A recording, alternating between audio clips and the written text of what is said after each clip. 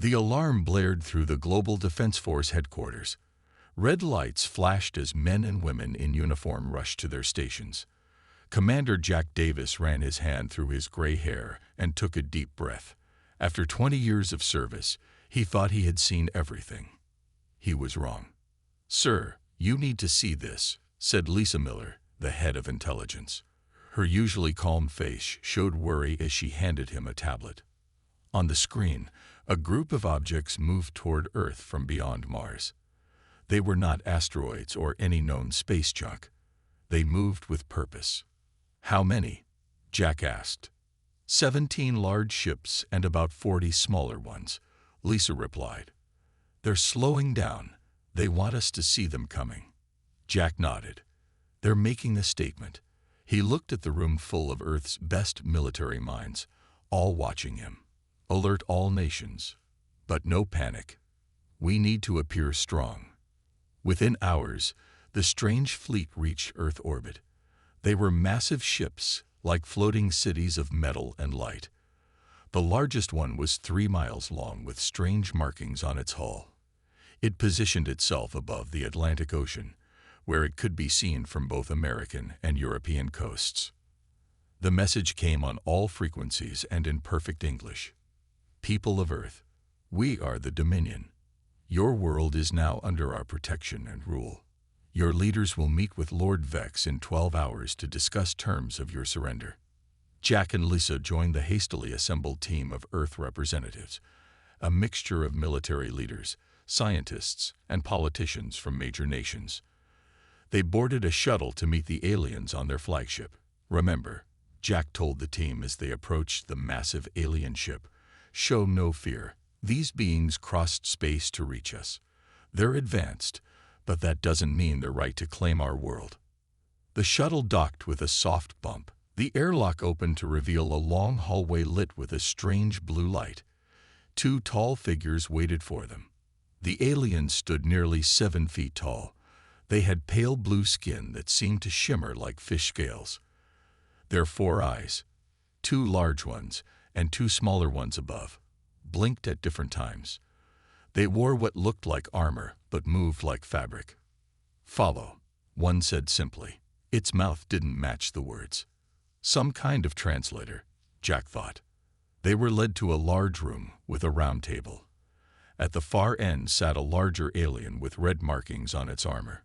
This was clearly Lord Vex. "Earth representatives," Vex said, his voice deep and slow. "I am pleased you have come without trouble." Jack noticed something right away. The aliens moved carefully, as if each step took effort. The air in the room felt thick with extra oxygen, but the gravity seemed standard. Lisa caught his eye. She had noticed too. "Lord Vex," said the United Nations Secretary, "we come to understand why you have entered Earth space unannounced." Vex made a sound like small bells, possibly laughter. "There is no Earth space. There is only Dominion space, which now includes your little world. I have come to inform you of reality, not to ask permission." Jack stepped forward. "Perhaps we can discuss trade instead of surrender. Earth has many resources." "Silence," Vex cut him off. "Your species has barely left its own atmosphere. Your weapons are toys compared to ours. You have no allies. You are alone and helpless." Vex touched a control panel, and a hologram appeared. It showed planets being destroyed, species being enslaved. "The Dominion has conquered hundreds of worlds. Some chose to fight." The hologram showed planets being bombarded from orbit. "They no longer exist." "And those who surrender?" Lisa asked. "They serve," Vex replied simply. "Your people will mine resources, grow food for our armies, and provide workers. In return, we allow you to live." "How generous," Jack said, trying to keep his voice steady. "When do you expect our answer?" "You have 30 Earth days to prepare your people for their new role. After that, we begin resource collection with or without your cooperation." Vex stood up, clearly ending the meeting. But as he did, he grabbed the table for support. Jack saw it clearly. These aliens were struggling with Earth's gravity, And when Vex breathed, his chest moved rapidly, like someone not used to the air. As they were escorted back to their shuttle, Lisa whispered to Jack, "Did you see how they moved? And their reaction times are slow. When you reached for your water, the guard took nearly a full second to react." Jack nodded. "Something's not right. These beings have amazing technology, but physically, they're weak," Lisa finished. Back on Earth, news of the alien ultimatum spread quickly. People panicked. Some rioted. Others prayed. World leaders argued about whether to fight or surrender. In a secure underground facility, Jack and Lisa met with Dr. Alan White, Earth's leading expert on human evolution. "You're right," Dr. White said after hearing their observations. "Based on their movements and breathing patterns, these aliens evolved on a world with much lower gravity and less oxygen than Earth." "How does that help us?" Jack asked. "Their ships can still destroy us from orbit." Dr. White smiled for the first time. "For years, I studied what makes humans unique compared to other Earth species. Our endurance, our adaptability, our ability to survive in almost any climate. We evolved on a harsh world that killed 99% of all species that ever lived here." He pulled up a diagram on his computer. "If these aliens come from a low-gravity, low-oxygen world, then humans would seem like superhumans to them. Our strength, speed, and endurance might be extraordinary by their standards." Lisa leaned forward. "Can we use that?" "Maybe," Dr. White said, "but we need more information, and we need a plan that doesn't involve them bombing us from space." Jack thought for a moment. "Then we play along. We act defeated. We let them think we're helpless while we learn more about them." "And then?" Lisa asked. Jack's eyes hardened. "Then we show them exactly how wrong they are about Earth." As the three of them began forming a plan, the Dominion ships hovered above Earth's major cities like storm clouds. Lord Vex watched through a view screen, already counting the resources this blue planet would provide. He had no idea what was coming. Dr. Alan White's lab was 20 floors underground. The world above might be in panic, but down here, the scientist worked with calm focus. Large screens showed data and images of human DNA next to what little they knew about the aliens. "Look at this," Dr. White said to Jack and Lisa. He pointed to a chart. "Humans evolved on a planet with high gravity compared to most habitable worlds. Our muscles, bones, and hearts developed to work against Earth's pull." Jack crossed his arms. "You're saying we're naturally stronger than them?" "Much stronger, I think," Dr. White nodded. "And that's not all. Earth's atmosphere has more oxygen than many planets. Our lungs evolved to use this rich air. The aliens were breathing fast in your meeting because our air is like being on a mountain peak for them." Lisa studied the screens. "So we have physical advantages, but their ships and weapons are still far beyond ours." "True," Dr. White admitted, "but there's something else interesting." He pulled up new images. "These are scans we took of their ship during your visit. Their technology follows certain patterns. They're advanced in space travel, energy weapons, and shields, but their computer systems seem different." "Different how?" Jack asked. A new voice answered from the doorway. "Their computers are actually behind ours in some ways." They turned to see Dr. Tom Reed, the military's top technology expert. He was a short man with thick glasses and quick movements. "Their communication systems are less secure than ours," Dr. Reed continued. "They use predictable patterns. It's like they never had to worry about hackers or cyber war. Because they were always the strongest," Lisa realized. "They never needed to hide their signals or protect against attacks." Jack sat down, thinking hard. "So we're physically stronger in Earth conditions, and we might have advantages in certain technologies. Can we use this?" "Maybe," Dr. Reed said. "I've been studying the signals between their ships. With the right team, I think we could create a virus to disrupt their communications. And I know someone perfect for that job," Lisa said. "Kate Brown. She was a hacker before the government recruited her." She's the best coder we have. Jack nodded. Get her here. Now. 3 days later, Kate Brown stood in front of a wall of computers. She was young, with dyed blue hair and fingers that moved across keyboards faster than most people could follow. Their systems are alien, but code is code, she explained to the others. They use quantum communications, but the protocols are simple. Almost arrogant. Can you get into their systems? Jack asked. Kate grinned. Already have. They don't even know I'm watching. And I think I can do more than just watch. While Kate worked on the cyber attack, Jack met with Major Sam Wilson in a large training room. Sam was the leader of Earth's most elite Special Forces team.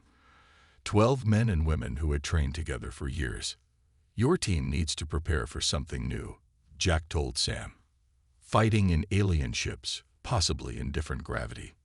Sam, a tall woman with short black hair and serious eyes, nodded. What about weapons? We'll use theirs if possible, Jack replied. We need to train your people to move quickly, exploit the aliens' weakness in our gravity, and use whatever you find on their ships.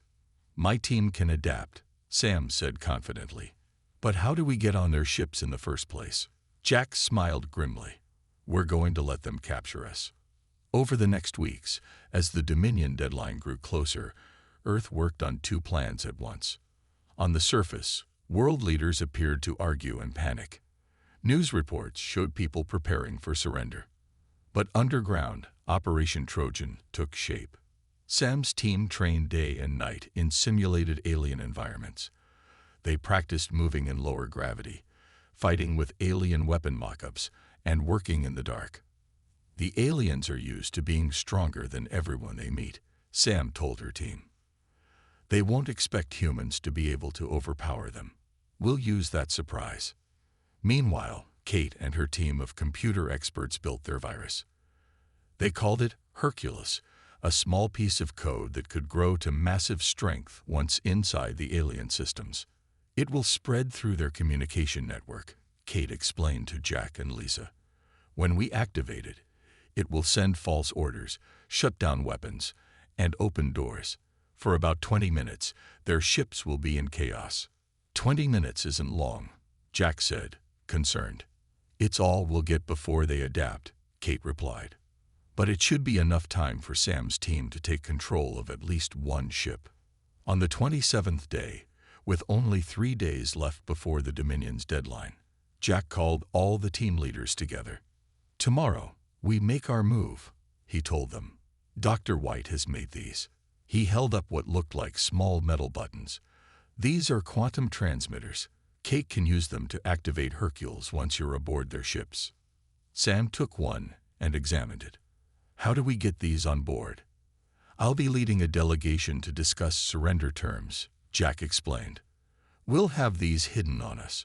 Once on their command ship, we'll plant them where Kate can access their systems. And if they search you? Dr. Reed asked. These are made with elements not found on Earth, Jack replied. Their scanners won't recognize them as technology.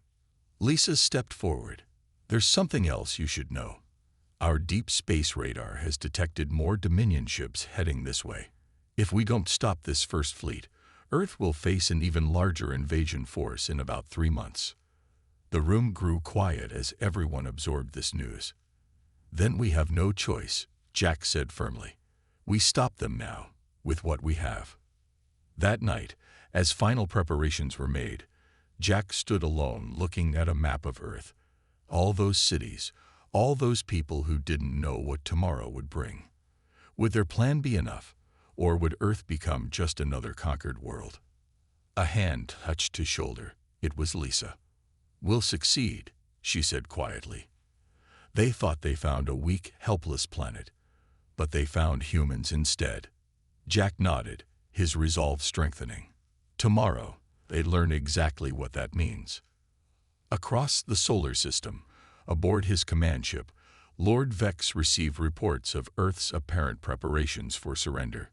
He smiled, showing rows of sharp teeth. Another world falls to the Dominion, he told his officers. Prepare the harvesting ships.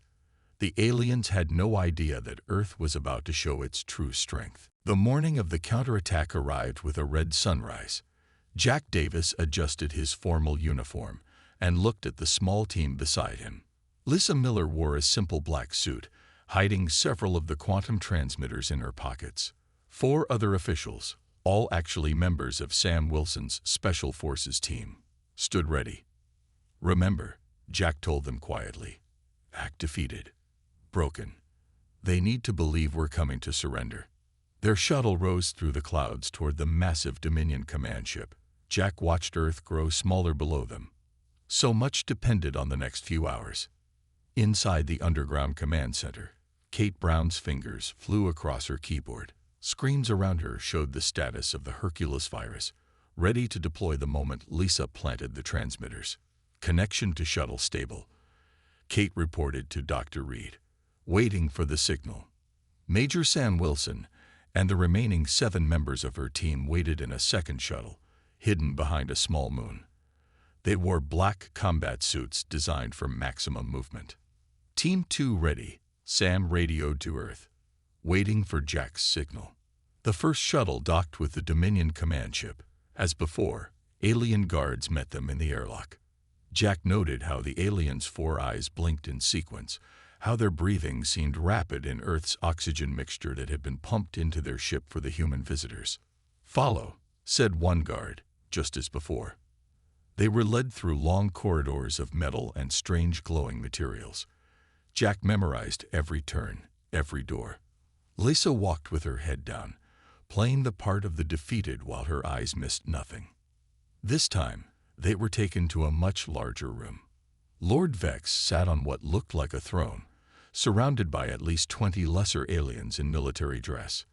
"Commander Davis," Vex said, his voice echoing in the large space, "have you come to accept the Dominion's generous terms?" Jack stepped forward and bowed his head slightly. "Lord Vex, Earth's leaders have considered our options. We wish to discuss the details of our surrender." Vex made that bell-like laughing sound again. "There are no details to discuss. You submit completely or face destruction." "Of course," Jack said, keeping his voice humble. "But we need to understand our role. How many workers will you need? What resources are most valuable to the Dominion?" As Jack kept Vex talking, Lisa slowly moved around the room, pretending to study a wall decoration. She pressed one of the small transmitters against the wall where it stuck like a tiny metal beetle. Near a control panel, she placed another. "Your questions are tedious," Vex finally said. "You will provide whatever the Dominion demands, whenever we demand it." He waved a long-fingered hand dismissively. "Take them to the holding room while I prepare the formal surrender broadcast." As planned, the guards led Jack's team to a smaller room with a table and chairs. Once the doors closed, Jack tapped a pattern on his wrist device. 3 short, 2 long. The signal to Sam's team. In the command center on Earth, Kate saw the transmitters come online. "I've got connection," she shouted, launching Hercules. Now, her virus shot through the quantum link, spreading instantly through the alien ship systems. Warning lights began flashing throughout the Dominion vessel. "What is happening?" demanded an alien officer on the bridge. Before anyone could answer, the ship's artificial gravity fluctuated wildly. For the aliens, already struggling with Earth normal gravity, the sudden increase was crippling. Many fell to their knees. In the holding room, Jack and his team felt the gravity shift. "Now," he ordered. The 4 disguised soldiers attacked the guards. What would have been an even fight on the aliens' homeworld was no contest in Earth-like gravity. The guards moved slowly, their muscles straining against a pull they weren't evolved to resist. The humans, by contrast, moved like lightning. Within seconds, the guards were unconscious, and the team had their weapons, strange rifle-like devices that fired energy pulses. "Lisa, stay here and keep planting transmitters," Jack ordered. "We're heading for the bridge." Meanwhile, Kate's virus raced through the Dominion fleet. Ship communications went dark. Navigation systems showed false readings. Weapons targeting failed. In the chaos, Sam Wilson's shuttle approached the command ship undetected. They docked at a maintenance airlock that Kate had unlocked remotely. "We're in," Sam reported, moving to engineering. On the bridge of the command ship, Lord Vex raged. "What is happening? Restore communications." A junior officer stumbled toward him, fighting the increased gravity. "Lord, all systems are compromised. We've lost contact with the fleet." "Impossible," Vex shouted. "These primitives can't." The bridge doors slid open. Jack and his 3 soldiers rushed in, alien weapons raised. "Actually, we can," Jack said. The bridge crew reached for weapons, but moved as if underwater. Jack's team fired precisely, hitting control panels rather than aliens. Sparks flew as more systems failed. Vex stood, his face contorted with rage and effort against the gravity. "You dare," he hissed. "We dare," Jack replied, aiming his weapon at Vex's chest. "Now order your fleet to stand down, or we'll see how well your species does in even higher gravity." Across the solar system, the Dominion fleet drifted in confusion. Some ships collided as navigation failed. Others fired at phantom targets created by Kate's virus. On Earth, hidden installations powered up. These were humanity's secret weapons, reverse-engineered from a crashed alien scout ship found decades ago and kept hidden even from most humans. Giant electromagnetic pulse generators aimed at the smaller Dominion ships. Gravity manipulation devices, similar to what the aliens used but modified by humans, created distortion fields around others. In the command ship's engineering section, Sam's team secured the main power core. "Engineering is ours," she reported to Jack. "We can shut down life support if needed." Jack nodded grimly at Vex. "Your fleet is disabled. Your command ship is captured. Earth is not surrendering today." Vex stared in shock. "How? You're primitives. You barely leave your atmosphere." "We let you think that," Jack said. "We let you think we were weak. But humans have one advantage you never considered." "What advantage?" Vex asked, his voice no longer confident. Jack smiled. "We evolved on the most dangerous planet you've ever encountered. And that made us stronger than you could imagine." Outside the viewports, they could see Dominion ships losing altitude, some crashing into the ocean as Earth's hidden weapons took their toll. Lisa's voice came through Jack's communicator. "All transmitters placed. Kate has control of the entire command network." "Good," Jack said. He turned back to Vex. "Now let's discuss the terms of your surrender." The alien commander could only stare in disbelief at the humans who had just turned his invasion into a stunning defeat. The counterattack had worked. Now Earth needed to prepare for what would come next. Lord Vex stood surrounded by human soldiers on his own bridge. He had never known such shame, but he was not ready to admit defeat. "You may have surprised us," he said to Jack, "but this is far from over. The Dominion does not lose wars." Jack watched as the alien pressed a hidden button on his armor. "What did you just do?" Vex's mouth formed what might have been a smile. "I ordered our ground forces to deploy. Even now, thousands of our warriors descend to your cities. They wear battle suits that will compensate for your gravity. They carry weapons that can level buildings. On the screens around them, they could see hundreds of smaller ships breaking away from the main fleet. These ships had been shielded from Kate's virus by separate systems. Landing craft, Lisa said, her voice tight with concern. Jack immediately activated his communicator. "Kate, can you stop those smaller ships?" Kate's voice came back stressed but determined. "Working on it, but they're on isolated systems. I need time." "Time we don't have," Jack replied. He turned to Lisa. "Alert all Earth defense forces. The ground war is starting."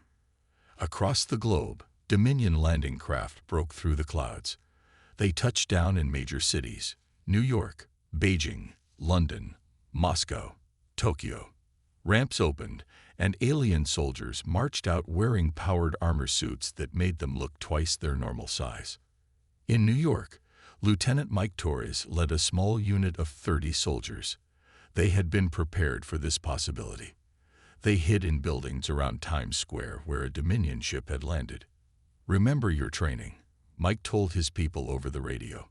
"They're stronger in those suits, but the suits have weaknesses. Aim for the joints and power sources." The aliens moved through the streets, firing energy weapons that turned cars into melted metal.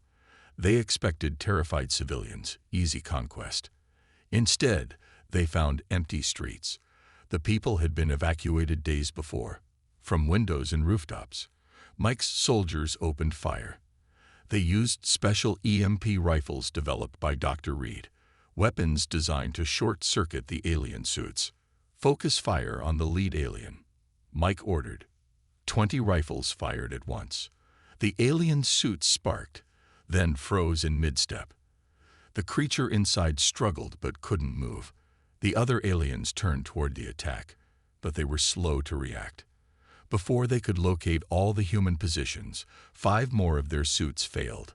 "Move to Phase 2, Mike ordered. His soldiers threw small devices that looked like tennis balls toward the aliens. These bounced along the ground, then burst into clouds of thick smoke. To human eyes, this was ordinary smoke, but it contained particles specifically designed to block the aliens' vision spectrum. Blind, and with many of their suits failing, the aliens still outnumbered the humans. They fired wildly into buildings. Mike and his team used the confusion to change positions. They understood urban fighting in ways the aliens didn't. They used sewers and building connections to flank the invaders. "Now," Mike yelled. His soldiers emerged from new positions, catching the aliens by surprise again. More suits failed under the EMP barrage. The remaining aliens, desperate now, switched to hand weapons and charged the nearest human position. This was exactly what Mike had hoped for. Without their suits, the aliens found themselves fighting humans in Earth gravity. The battle quickly turned to hand-to-hand combat. And here, the difference was dramatic. Mike watched as one of his soldiers, a woman half the size of an alien, easily threw her attacker over her shoulder.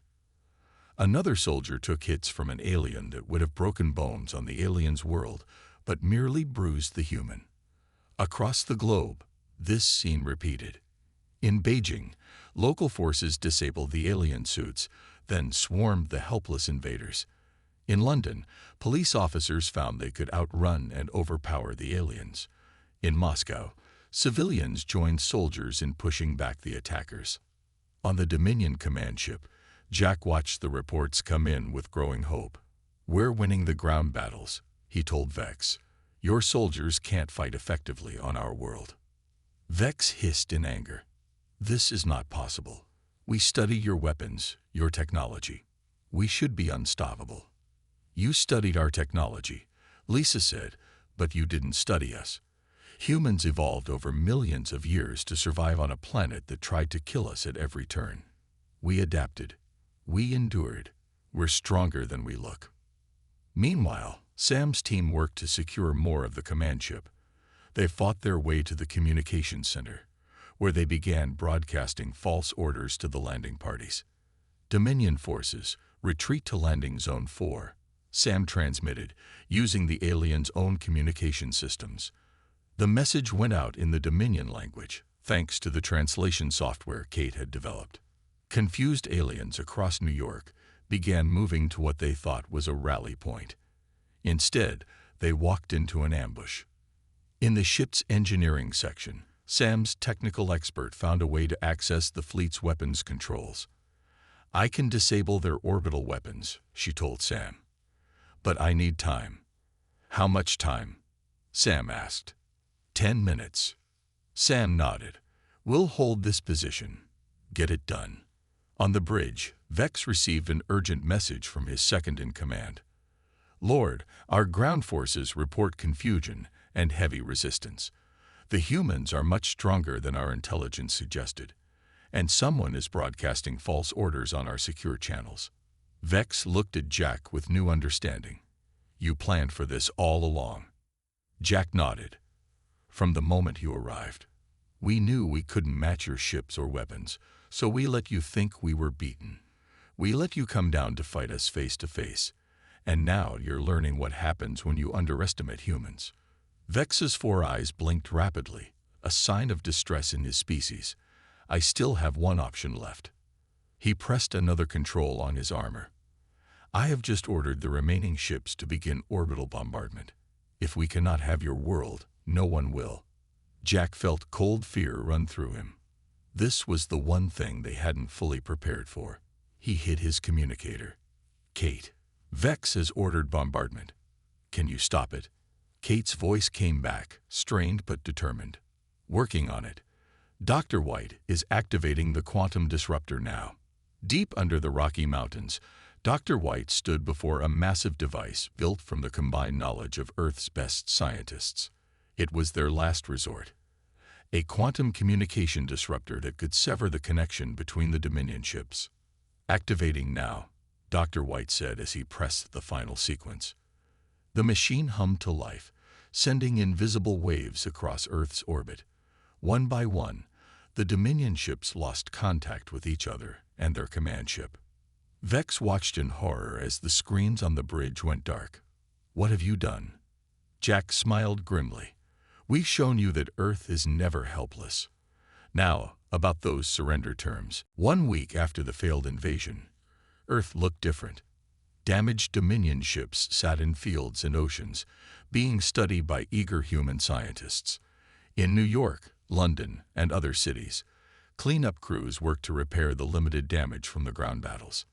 In Washington, D.C., inside a heavily guarded building, Jack Davis and Lisa Miller prepared for another meeting with Lord Vex.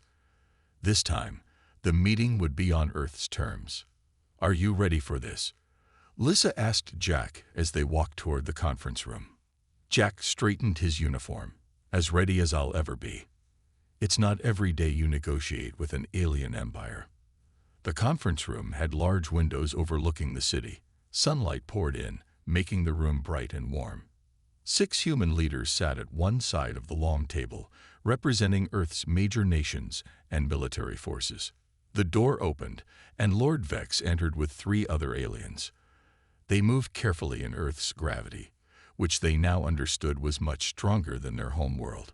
Without their technology advantage, they seemed smaller, less threatening. "Lord Vex," Jack said, not standing. "Please be seated." Vex sat slowly, his pride clearly wounded. "Commander Davis, I am here to discuss terms as you requested." "Good," Jack replied. "First, let me introduce Dr. Alan White, who has something interesting to share." Dr. White stood and activated a large screen on the wall. It showed images of Earth's long history. "Lord Vex, we've studied your technology and your biology," Dr. White began, "and we've made some fascinating discoveries. Your species evolved on a world with 1/3 of Earth's gravity and much less oxygen. Your planet had few predators or natural disasters." White showed more images: early humans fighting for survival, adapting to ice ages, surviving volcanic eruptions, and meteor impacts. Humans, by contrast, evolved on a world that tried to kill us at every turn. We survived ice ages, massive volcanic eruptions, meteor impacts, and countless predators. We adapted. We grew stronger. Our bodies became efficient at using oxygen. Our muscles developed to work in high gravity. Our minds evolved to solve problems and innovate. Vex watched the screen, his 4 eyes blinking in different patterns. "This explains much about your unexpected strength. But what is your point?" Dr. White continued. "The Dominion became powerful through technology, not evolution. You found easy worlds to conquer, but Earth was never going to be an easy conquest." Jack took over. "Which brings us to our terms. We will not join the Dominion as a conquered world. Instead, we propose an alliance." Vex made a sharp sound, surprise in his language. "Alliance? After we try to conquer you?" "Yes," Jack said simply. "We've studied your empire. You've grown complacent. You haven't faced real challenges in centuries. That's why we were able to defeat your forces so easily. And why would we ally with you?" Vex asked, his voice less confident than before. Lisa spoke up. Because we have things you need, and you have things we need. She activated another screen, showing human innovations the aliens hadn't seen before. Humans think differently than your species. We solve problems in ways you haven't considered. Our computer security, our encryption methods, our biological adaptations, all these could strengthen the Dominion. And in return, Vex asked. Faster than light travel, Jack said. Energy production methods. Access to the wider galaxy. Vex was silent for a long moment. Then he said something surprising. We've never been defeated before. Not in 500 years of conquest. There's a first time for everything, Jack replied. The question is, what will you learn from this defeat? 3 days of negotiations followed. The aliens were tough, but fair once they accepted their position. Earth would not supply slaves or unlimited resources. Instead, they would exchange technology, knowledge, and eventually, once trust was built, people, scientists, diplomats, and explorers. As the talks proceeded, Dr. White made another discovery. Look at this, he told Jack and Lisa one evening, showing them genetic data on a screen. The Dominion has conquered over 200 worlds, but most of those species share similar evolutionary backgrounds, low-gravity worlds, stable climates. So humans really are unique? Lisa asked. In their experience, yes, Dr. White replied. We're the first high-gravity, high-oxygen species they've encountered. They simply had no frame of reference for what we could do. On the final day of negotiations, Vex made an unexpected offer. The Galactic Council meets in 1 month, he told Jack. Earth should send representatives. Jack looked surprised. You want us at the council. Why? Because, Vex said, his voice carrying a new respect, the galaxy should know about Earth. About humans. There are threats beyond the Dominion. Enemies, even we fear. The galaxy needs what humans can offer. 1 month later, Jack stood with Lisa and Dr. White aboard a modified Dominion ship. Earth grew smaller below them as they accelerated toward the stars. For the first time, humans were traveling faster than light. Hard to believe a month ago they were trying to conquer us, Lisa said, watching Earth disappear from view. And now we're going to represent Earth at a council of alien species, Dr. White added, his eyes wide with excitement. Jack looked at the stars ahead. Vex told me something interesting yesterday. He said there are 17 major powers in the galaxy. Most have been stable for thousands of years. They've grown comfortable, set in their ways. And now here come humans, Lisa said with a small smile. Adaptable, innovative, stronger than we look. Exactly, Jack replied. We're going to change everything for them. The ship jumped to faster than light speed, carrying the first humans beyond their solar system. Earth was no longer alone, no longer isolated. And the galaxy would soon learn what the Dominion had discovered the hard way, that the third planet from an ordinary yellow star had produced something extraordinary, humans. As they approached the massive space station where the Galactic Council met, Jack prepared his opening words carefully. He would tell the assembled representatives of 17 galactic powers about Earth, about humanity's long journey, about their unexpected strength and endless adaptability. He would begin with the same message he had given Vex. We come seeking friends, not subjects. But make no mistake, Earth is never helpless. And the galaxy would never be the same again. The end.